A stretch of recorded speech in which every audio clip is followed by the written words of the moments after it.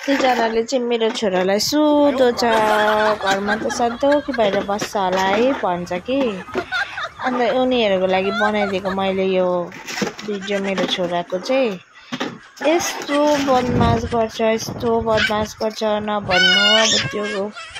होलीको त्यो खेलेर पुग्यो अब यो टेबलमा उफ्रिन्छ अब उसलाई के भयो अचानक अब टोक्छ टेबललाई हो त्यहाँबाट उसकै दाँत दुखेछ टोकेर होइन त्यहाँबाट फेरि अब त्यहाँबाट उत्रियो बाहिर गयो मान्छे हेर्नु फेरि फोटो न खिच भन्दै घरि पोज दिन्छ त्यहाँबाट गएर दाजुजीको खुट्टामा टोक्रिएर फेरि बाहिर जान्छ फेरि मलाई टोक्छ यस्तै गरिरहन्छ उसले दिनभरि अब यता गयो उता गयो फेरि त्यहीसँग खेल्नु आयो या पछारेको थियो नमिठो पाराले यसमा चिप्लेर अन्त उसलाई रिस उठ्यो फ्याँक्नु गएको थियो त्यहाँबाट फेरि के बनायो फेरि फर्केर आएर माला बनायो त्यसको हो अब यो माला बनाएर फेरि झार्छ अब त्यसको माथि फेरि लाइन गरेर हिँड्छ यहाँ तल फेरि के भेट्यो अब उसले त्यही खायो होइन यस्तो गर्छ भनेन भने त उसले अहिले मैले भिडियो बनाउँदैछु भनेर केही नभनेको भनेर उसले कप्प खाइहाल्यो अब पर्दामा झुन्डिन थाल्यो अब यो पर्दामा झुन्डिन्छ कतिखेर झार्छ कोही बेला के गर्छ अब त्यहाँबाट अब लाइन बनाएर हिँड्छ अब होइन त्यहाँबाट उसलाई यति भएपछि पनि पुग्छ अब योसँग पनि खेल्नु पुग्छ अरू खेलाउनाहरू पनि यस्तै गर्छ उसले खेल्छ ओर्छ पुग्छ बाहिर फ्याँकिदिन्छ अब त्यो पनि फ्याँक्यो अब फेरि आएर मलाई टोक्यो अब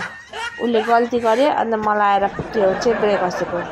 त्यहाँबाट अब यहाँ यता बस्यो सोफा बिगार्यो अर्को सोफामा गयो फेरि चिया बिगार्यो होइन फेरि यताबाट पनि टोक्नु आयो अब टेबल मुनि पस्छ अब टेबल मुनि पस्यो पत्र गऱ्यो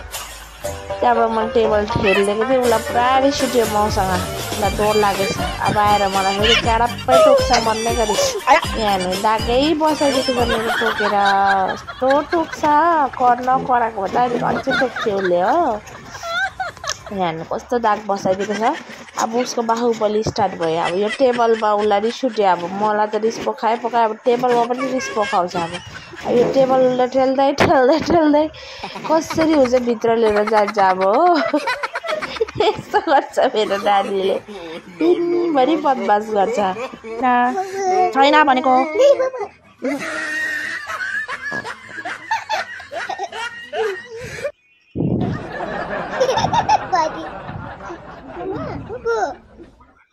लास लाग्दैन तँलाई छैन